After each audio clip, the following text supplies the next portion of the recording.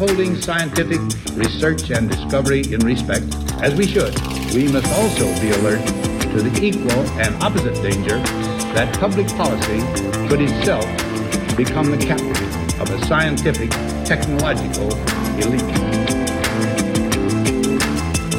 We've signed a climate convention on the importance of economic instruments and free markets. We're included in this mammoth Agenda 21 document and the Rio Declaration. Now, let me be clear on one fundamental point. The United States fully intends to be the world's preeminent leader in protecting the global environment. Coming up, Technocracy News. And good morning. This is Patrick Wood for Technocracy News and Trends. Today is May 22nd, 2019. The topic of today is primarily going to concern smart cities. Smart cities just keeps coming up in the news, and stories tend to cluster for some reason about smart cities. We have three very good ones today to give you an idea of what lies ahead for the so-called smart city. The first article we're going to talk about is titled Experts: Why American Cities Need to Be Smarter. Now, this is an apologist article about why smart cities really, literally, should be smarter and why people would want to have smart cities be smarter. And I wrote, as an introduction to this article, smart city apologists have a technological solution to every conceivable problem. But few understand the web of control that they're creating around all inhabitants. As Charles Dickens might have written, the future is utopian, the future is dystopian. Obviously a direct conflict, but Charles Dickens understood opposites when he wrote A Tale of Two Cities. The article starts out, over the past decade, the digital world has rapidly become connected with the physical and the corporeal. Our smartwatches can tell us things about our bodies or our surroundings. Wi-Fi connected doorbells with sensors can determine when visitors are approaching and then alert us when we are in the world. Our connected homes, coffee makers, sprinklers, and Alexas now automate convenience. The article goes on and just explains how different cities around the world are approaching the smart city phenomena, planning for it, spending money to achieve it. The article continues, though we are all too habituated in this world of IoT, the Internet of Things, it is a technological trend that is still in its early stages within other industries beyond consumer products. Connected devices work by extracting data from the physical world, or in reverse, taking data and applying it to material objects. When this concept is applied to the public realm, it becomes known as a smart city, where streets, buildings, and infrastructure are integrated with sensors and the internet enabled. As cities around the world add a layer of data and connectivity to their infrastructure, are American cities doing enough to make their metropolises smart? And the answer, of course, is not enough. They need more. But you notice the intent of connected devices is to extract data from the physical world. This is a mark of a technocrat, extracting data. It's the lifeblood of technocracy. No data, no technocracy. More data, more analysis, more AI, more processing, more social engineering, etc. This is a good story to read if you want to understand the basic concept, the underlying concept of smart cities. And I will say there are so many people today that are touting smart city technology, in many cases just because they're getting rich by selling it to cities around the world. The second story is titled, Location Technology is Key to Smart City Surveillance. The story's sponsor, a commercial company, by the way, called Here. They ask on their homepage, this is a direct quote, can data make cities more human? Of course, data cannot make anybody more human. Humans are human. Data is not human. Yet the technocrat mind has no problem in mixing the two concepts. But their website declares it's all about them, not citizens. This is a direct quote from their webpage. It says, It's really a utopia or a Bolivian moment. It depends on us architects where we want to go. Oh, it's where they want to go, not us. In reality, I believe, citizens don't care where technocrats want to go. And honestly, I think technocrats should rein themselves in and decide to consult the public about where the public wants to go, because it isn't where they want to go. The public does not want to be controlled. So this story is actually a sponsored story. It appeared in Business Insider originally, but it was a sponsored piece of content, and it goes through all kinds of different areas explaining why location technology is key. They have a section on emergency response, a section on utilities. I'll read you the first paragraph on that one. It says, with smart meters and geolocation, cities can, quote, see, close quote, and analyze in real time how people use energy and water consumption levels and make better decisions about managing resources. Sensors can detect a water leak and send technician to fix it before the customer is hit with a sky-high bill. There's the benefit. The downside is, smart meters are going to track everything. It can see literally right into your home or business and then analyze and make decisions for you. There's a section on environment, a section on public health, a section on civic engagement, a section on participatory budgeting, and all of this is brought to you on the basis of location data. Track everything, not just the things that are fixed in the geographic location, but track everything that moves, cars, buses, bicycles, individual people, and other animals and so on that roam throughout the city. Location data is key. Now, in the military, I've done a broadcast on this before. In the military, there's a concept called geospatial intelligence, and that literally is the tracking of all things that move. And this is exactly what smart city surveillance is all about.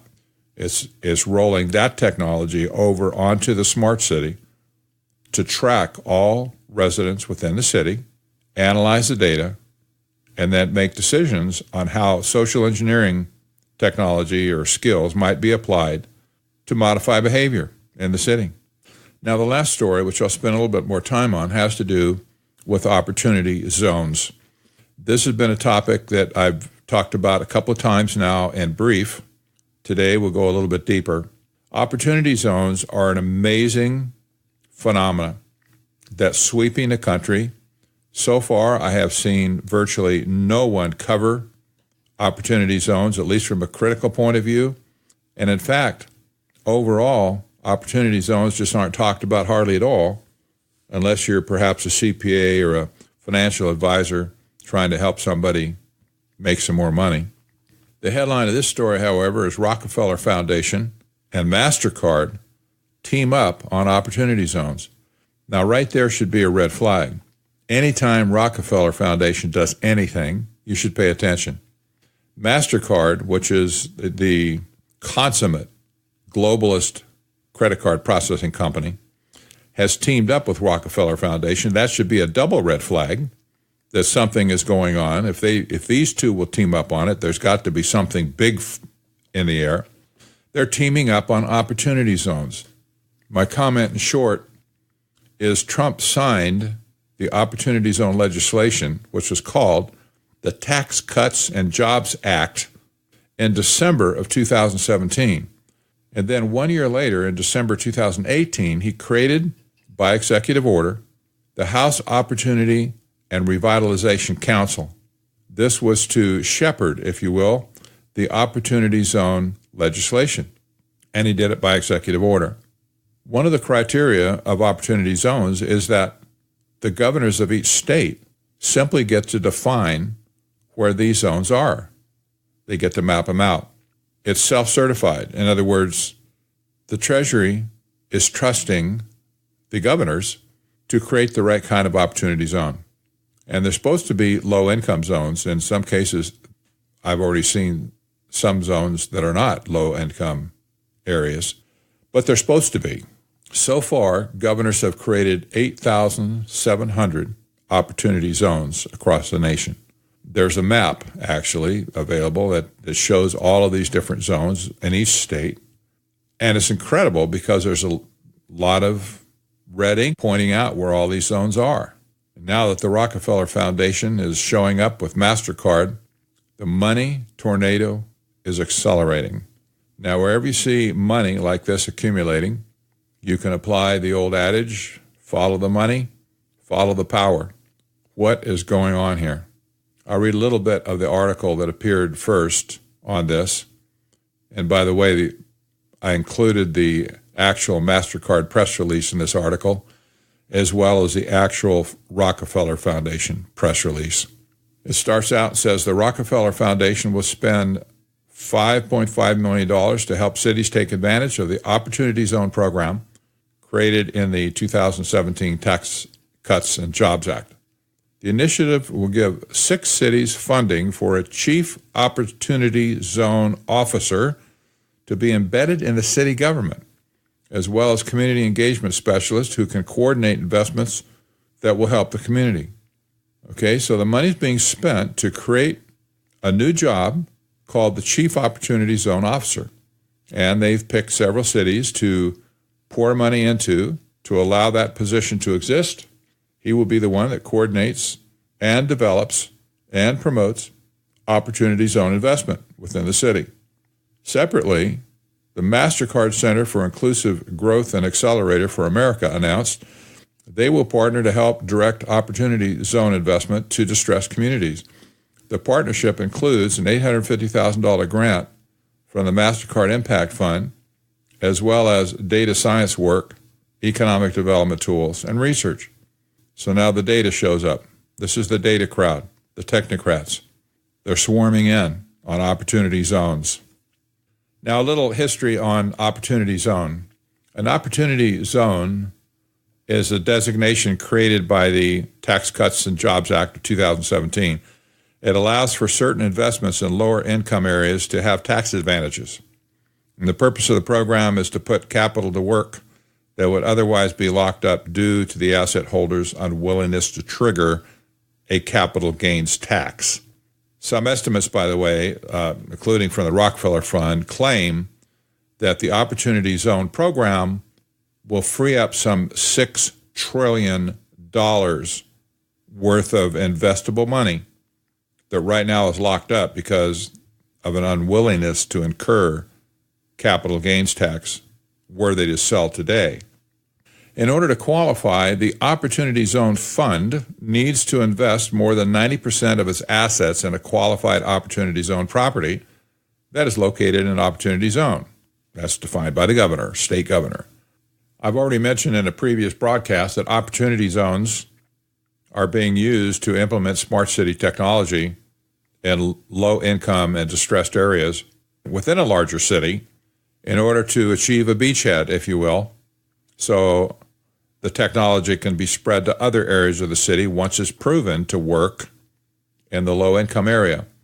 And of course, in low-income areas, people have much less opportunity to resist these types of changes and these types of investments because they simply don't have the political power nor necessarily the training to be stakeholders in the affairs of their locality.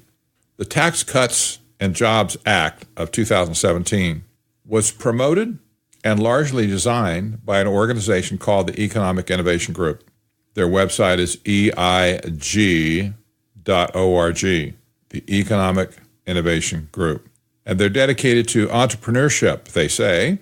And so when they cooked up the idea of Opportunity Zones, it was on the basis of providing entrepreneurial opportunities for people of means that have large sums of money.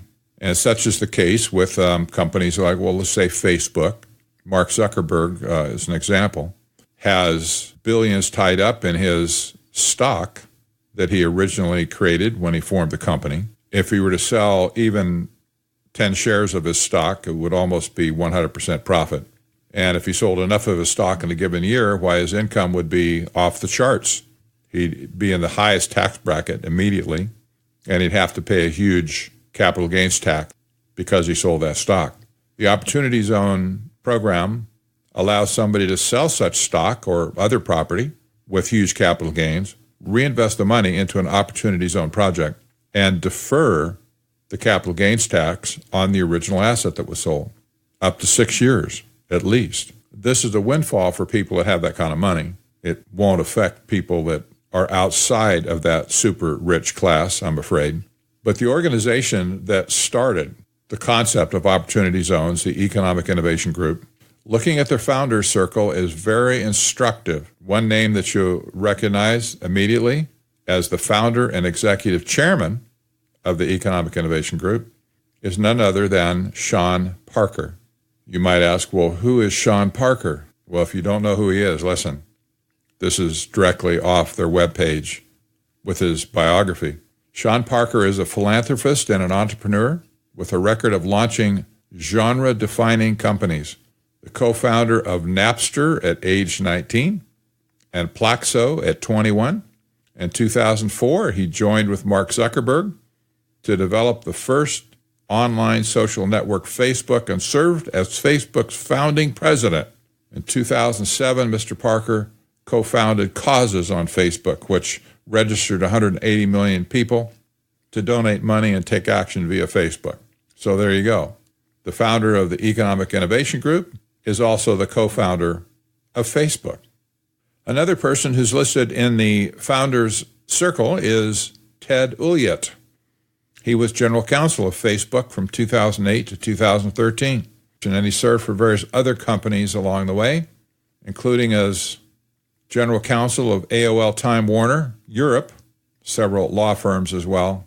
He received his JD from the University of Chicago Law School and his undergrad degree from Harvard. He has pedigree. The other people in the founder circle are all involved with various venture capital firms. Dan Gilbert is the founder and chairman of Quicken Loans, the nation's second largest mortgage lender.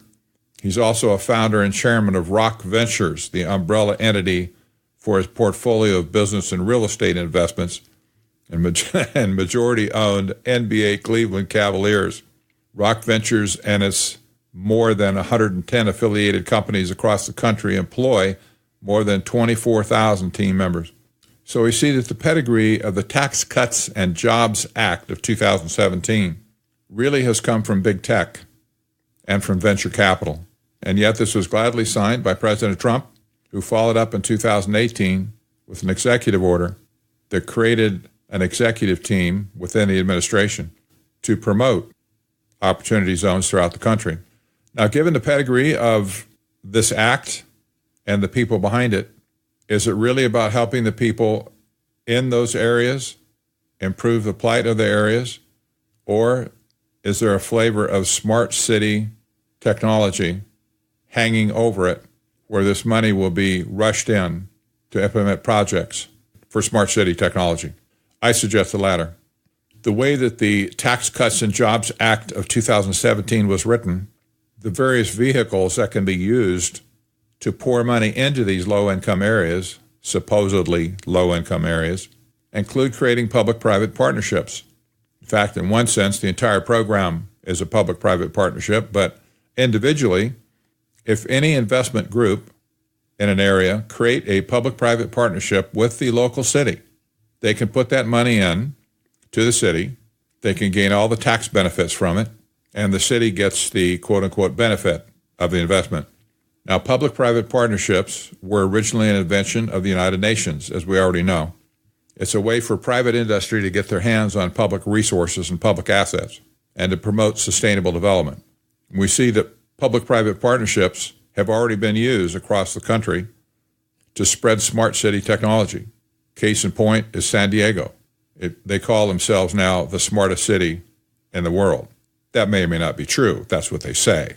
But they've been riddled with public-private partnership where outside companies come in, invest in the smart city technology in return for the data. Now, here we go again.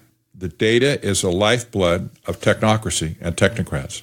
The investors in the public-private partnership will gladly finance the sensors that go into cities if they have the opportunity to harvest the data. That's where the money is. That's where the return comes back. Do you think that Economic Innovation Group knows anything about data? Well, I dare say that Sean Parker does. As the founding president of Facebook, I rest my case. Opportunity zones are a recipe for disaster across America because they will attract money into areas that cannot defend themselves, and then it will spread to the rest of the cities once it's been proven and implemented. The first people there will be the ones that get to develop the rest of the city. Well, opportunity zones are something to look into further, and I hope within the next 2 or 3 months to be able to write a major story on opportunity zones and how they are progressing throughout the country. In the meantime, we can gain no solace by the fact that Rockefeller Foundation and Mastercard have teamed up to develop the opportunity zone concept throughout America. And there are, so far, 8,700 opportunity zones been identified, and that was by the end of 2018. I'm sure that number is greater today. I'm Patrick Wood for Technocracy News and Trends. See you next time.